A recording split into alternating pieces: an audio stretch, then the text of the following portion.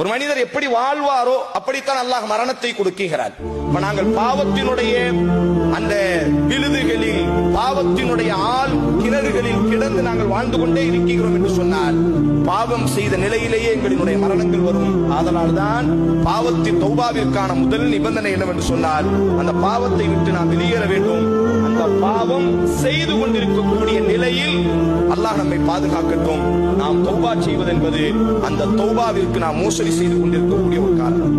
இரண்டாவதாக அதை நினைத்து வருந்த வேண்டும். நான் செய்த அந்த காரியத்தை நினைத்து வருத்தம் ஏற்பட வேண்டும். அல்லாஹ்விடத்தில் கண்ணீர் வடிக்க வேண்டும். அல்லாஹுவே, நீ எனக்கு அருள்களை புரிந்தாய். அல்லாஹுவே, நான் உனக்கு மாறு செய்த பொழுதும் கூட எனது பாவங்களை நீயே மறைத்திருக்கிறாய். இமாம் மாலிக் சொல்வார்கள், நாம் அனைவரும் நிர்வாணமானவர்களே. அல்லாஹ் நம்மை மறைக்காவிட்டார்.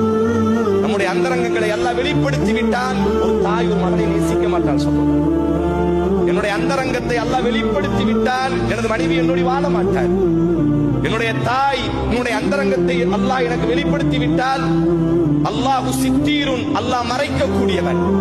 அல்லாஹ்விடத்தில் கதற வேண்டும், ரப்பே, நான் உனக்கு எத்தனையோ பாவங்களை நான் செய்திருக்கிறேன். அலம் தர அன்னல்லாஹ் யஅலமு மா ஃபிஸ் ஸமாவாதி வல் அர்ض். மனிதா, உனக்கு தெரியாதா வானம் பூமியில் உள்ள அனைத்தையும் அல்லாஹ் அறிகிறான் என்று உனக்கு தெரியாதா?